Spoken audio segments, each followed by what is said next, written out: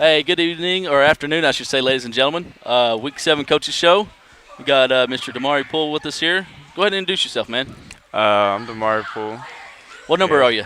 30. 30? What position you play? Tackle right now, tight end. Nice. How long you been playing? Since about third grade. Dang, that's pretty good. Have you always played tackle / tight end? It's been a mix-up all my life, to be honest with you. Yeah. Played everywhere. That's pretty good. That means you're accountable, I guess. Coaches can dependable, I guess is the word I'm looking for.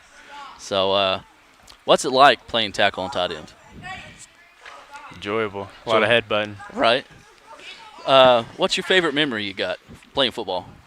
We can do a couple if you got like little league or junior high or senior Honestly, I gotta say, my 7th grade year, breaking my leg and playing a couple more plays with it, just kind of taught me the mindset I need to have to be able to play through some pain. Right. That's good. Because you really need that mindset on the line too. You know, you might be hurt a little, but you still got to fight through it and block for the guys that's behind you. Right. So Friday, y'all come out, y'all jump up 35-0 on Greenland. Was that something expected, or y'all just kind of come out firing on all cylinders? That's just how we play. All right, right on. That's good. Did you know y'all held them to 25 yards at half? 30? No, sir. That's pretty good. Now you play on defense too, right? Yes, sir. What do you like better, defense or offense? Defense. Defense, yeah. What's better about defense? What's not better? It's all good. Right. Get a little smash mouth there going on defense. That's pretty awesome. What was your favorite play from Friday? Maybe that you did or someone else did? Probably just a goofy kickoff return, or no, it was a kickoff, and I went to go hit him, just whipped it. Yeah. We talked about that up there. We're like, oh, he's fixing to just lay this dude out, and like, oh no, he missed him. That's what I thought too. I thought I was gonna lay him out, and then I don't know. That's all right. You'll get it in the next game, I bet. Oh, I'm getting one. It's coming. What can we expect from you guys this Friday? Stomp on Mansfield. Right. Good. What can we expect from Mansfield? What do you know about them? I'll put it that way. Not a whole lot, to be honest with you. Yeah. What about the coach? You know the coach? Yeah, I know the coach. Yes, sir. What do you think it'll be like playing against a former coach? Same as any other coach. Right.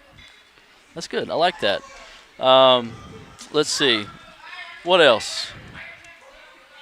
Let me ask you this. Do you have a go-to meal or something before a game? Or what's Damari's routine? We'll put it that way. I really don't have one. Just snack on some jerky and listen to music. Yeah? Nice. What kind of music? Because we asked Coach Crowley here a while back, what's the coach's kind of playlist? What's Damari's playlist? It kind of mixes up between country and like some modern-day rap. Right. Nice. I like it. What's the difference for the ones that don't know in playing a home game at Bearcat Stadium and playing somewhere else? Like the energy it gives? Yeah. I don't know. To me, it's kind of just all the same. All the same? I just play. Just show up and play. Mm-hmm. I like that. What's a goal you got this year, Damari? What's something you want to achieve? All-state D tackle. Nice. I like that. That's possible. I like that. Let's see. What else I got for you here? What's something you've learned over the years playing football? There's a lot, but having the ability to be coachable, I guess. Yeah. It's kind of a big thing right now. Right. What does being coachable mean for, say, these younger guys running around right now? What does being coachable mean for them? Like, how could they use it, or just? Yeah, how could they use it? How could it benefit them, I guess is what I'm asking. Just being able to listen can really help them on and off the field. Right. Doing what they're told. It's different for different guys, I guess. Right. That's not bad. I like it. Couple more questions, I guess. What is it like playing at Bearcat Stadium? I know you said the energy and everything's kind of the same, but what's it like just playing in front of a big crowd? Is there difference?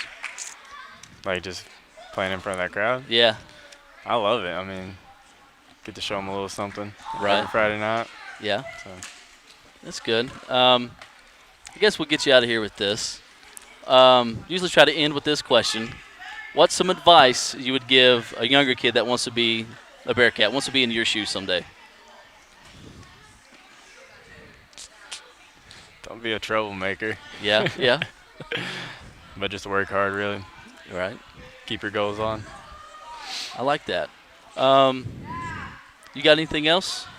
No, sir. No? No, sir. All right. Hey, y'all come out Friday, cheer these guys on. Big game, expecting some big results, especially from this guy right here. If y'all don't watch somebody on defense, this is one guy to watch. I'm not just saying it because he's in front of us, but I like watching him. And, and my point there. But him, and I like watching Dax, and then Lentz coming off the edge there. I shouldn't have started naming names. Now I'm going to be in trouble. But there's just a couple guys I like watching, especially on special teams. You and Mr. Green, I like watching on a kickoff. Thank you, sir. Yeah, so keep up the good work. Y'all come out Friday, support these guys.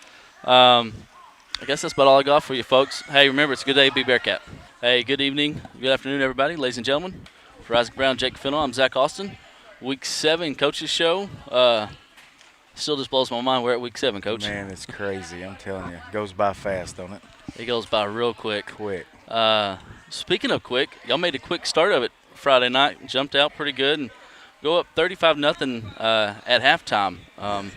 What was that like? Yeah, we've been wanting. The first game we've kind of started like that, you know. Yeah. We wanted to come out and start quick and make sure we could get our other guys in on the or out on the field. And, you know, you want to see those second-team guys get out there. They worked so hard all week. So it was good to come out, start fast, and execute and do what we needed to do to get the victory. Right. Did you know you only hit them to like 25, 30 yards at half? I did not, no. Well, I did after, you know, a couple days after when we got the stats and stuff. But, yeah, that's they'd come out in a different look. And, you know, most of the time they had been in a spread set and stuff. And they come out in a different look. And, you know, our kids responded well and executed good. Right. What led to y'all kicking that 50-yard field goal there right before halftime? That was pretty cool. Yeah, we wanted to told Jace if he wouldn't have taken a knee backwards so far, you know, we might have had a new school record. But Juan's been doing really good. He's starting to figure it out. You know, he came in here late, and his leg's starting to get stronger. And, you know, you never know when you're going to need that field goal to maybe advance or win a game or whatever it may be. So we want to give him as many opportunities that we can when they present themselves in conference play. Yeah. What's it like having a foreign exchange student? You've had several now through your coaching career. So what's that like? Yeah, this is our actually 4th one. I guess had 2 last year. And it's pretty neat, actually. You know, you get to learn some different things about some different places and watch those kids in the locker room that have been here forever, kind of take them in and, you know, treat them like they've been here forever and, you know, develop those friendships and stuff. And, you know, you see on social media, Facebook and stuff, like, you know, I saw Juan the other night was broadcasting the game on live stream at like whatever time, 3, 4 in the morning in Spain. So, you know, those guys carry that with them forever, and it's pretty neat to see. Yeah, Miss Haley, she had caught me before one of the games a couple weeks ago. I was like, hey, Juan and Marcos, they're having like a watch party. They've been watching these games. Like, really? He's like, yeah. And I guess Marcos' dad, he still gets up and watches them as well. That's awesome, man. So that's pretty cool having Bearcat fans way across the ocean. Dang right. That's awesome. So Dax obviously got into the 4,000-yard club. Yeah. He's got around 800 or so yards on the year. Roz got around, I think, 400. And Lentz, he's got about 2, almost 300. Yeah. If my stats are out. What's that like, kind of distributing the ball?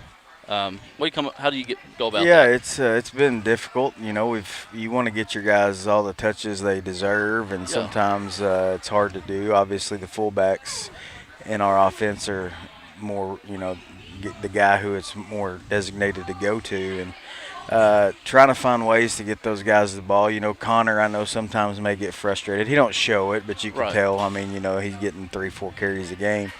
But, you know, his time's coming where he will, you know, have a big game. You know, with Rylan and Dax back there, they're going to key on those 2 guys. And Connor will have some big games. But he's got 2 more years. He's going to be a special player for us, and you want to get your big dudes back there all the touches you can get them. And we've been fortunate enough to have that problem of having, if it's a problem, trying to get the ball to different people, and just get it in the right guy's hands and let them go make plays.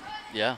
Last year, if I'm correct, only one of 2 teams that had 3 1,000-yard rushers. Right. So what's that like, having 3 guys go over 1,000 yards? Yeah, man, it's something we take a lot of pride in. I don't think it had been done here. Maybe 99 was the last time. So, 98, 99.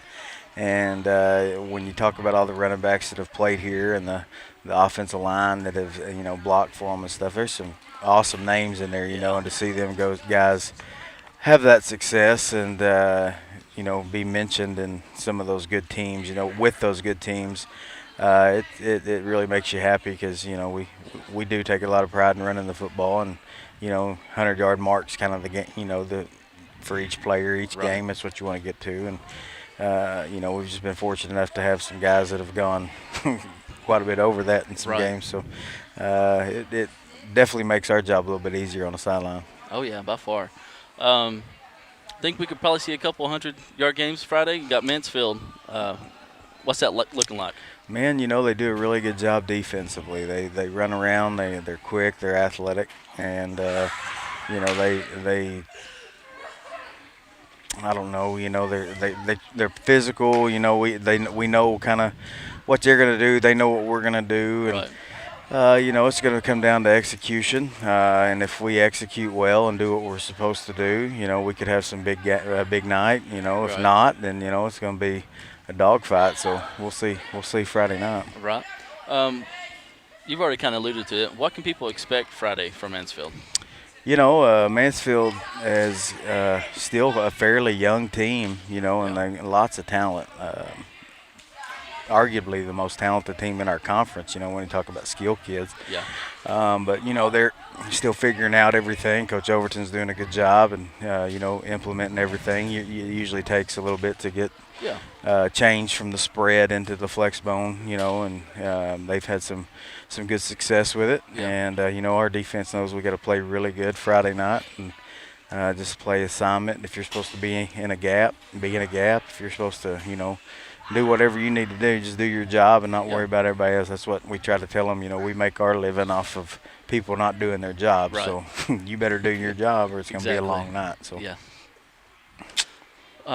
What's it like coaching against a former colleague? I mean, I know you've done it some already, but this is your first time as a head coach coaching against someone that's kind of been under your coaching umbrella, so to speak. Yeah, sure.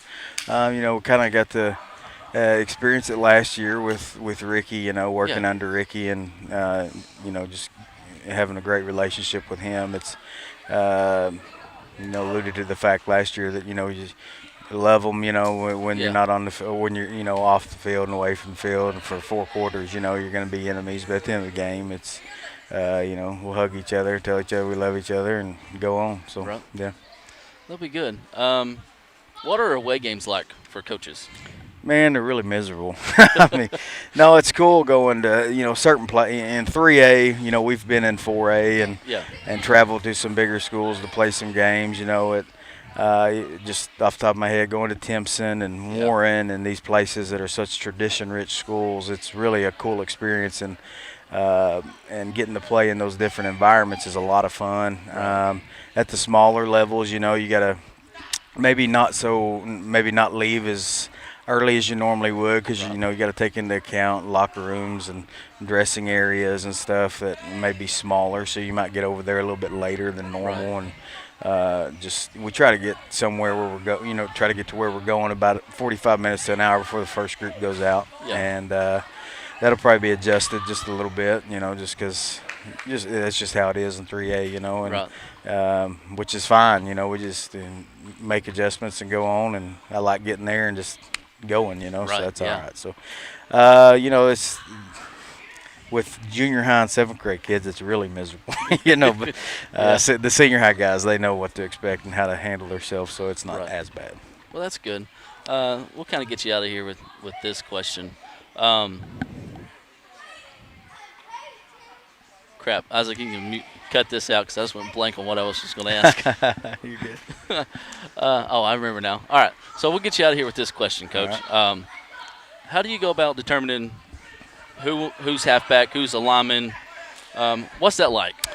Yeah, it's actually a long process, and sometimes we get that wrong. We start in 7th grade, and, you try to picture and, just kind of look into the future at what those guys are going to be like, but you never really can tell how they're going to develop body-wise and how they're going to mature. And sometimes, we get those guys, like we talked about last week, that are skilled kids, but we need them to play line up front, so we'll move them guys down. Yeah. But, you can usually tell who's skilled and who's not as far as what we're looking for in running backs. And we try to, with the linemen, develop that mentality at a younger age. And, at 7th grade, you'll get some big kids that maybe played running back in Little League because nobody can tackle them. Right. And you've got to, kind of get that out of their head that, hey, man, your role is going to be playing up front, and that's fine, I mean, up front's where games are won and lost. And once they figure that out, they it's not bad. And so we've been fortunate enough to have some really good linemen here. Not everybody's going to be a 6'2", 250-pound lineman. Some of our best ones have been 165, 185-pound guys. So that's just developing that mindset that, hey, whatever I got to do to be, on the field, wherever you need me, that's what we want those guys to have, that mentality, and we start that really young. So, yeah, that's how that goes about. Well, that's good. I told you we'd got to get you out of here with that question, but we will this one. All right. Who's an up-and-coming lineman that maybe somebody don't know about? Oh, yeah, man. I'm glad you asked me that. I've been really high on there's a few of them, but one that stands out is Colton Taylor. Mm-hmm. He's a sophomore and a bigger body. He's probably 6 foot, right at 6 foot, and I don't know, 230, 240 pounds, somewhere in there. But, actually like his maybe 3rd year to actually play football. And last year he'll tell you, he was kind of soft and timid, and he's really grown up and really became, a good offensive lineman for us that has earned a lot of reps and scout team and stuff. Right. And I really think with a year in the weight room, he's gonna have a really good chance to start for us next year. And a lot of those guys are, but he's kind of, really stepped up and been really impressed and pleased with that kid. Right. It's always pretty good to see a guy step up and realize, hey, I need to do this, get a little bit better. And absolutely, he's got good bloodlines in him too. Oh yeah. So we're excited about him. Well, that's good, Coach. I guess that'll do it for us. You got anything else? No, man. Y'all come out to Mansfield Friday night and bring your binoculars, huh? So you can see the game. Definitely bring your binoculars if you're going to come. Be sitting way back. Yeah. Come out and support these guys. We've said it all year long. Give them an atmosphere that they can feed off of. So, hey, y'all come out and support them Friday night, 7 o'clock at Mansfield, and we'll see you then. Coach, thank you, sir. Absolutely. Thank you, brother. Appreciate it. Appreciate it.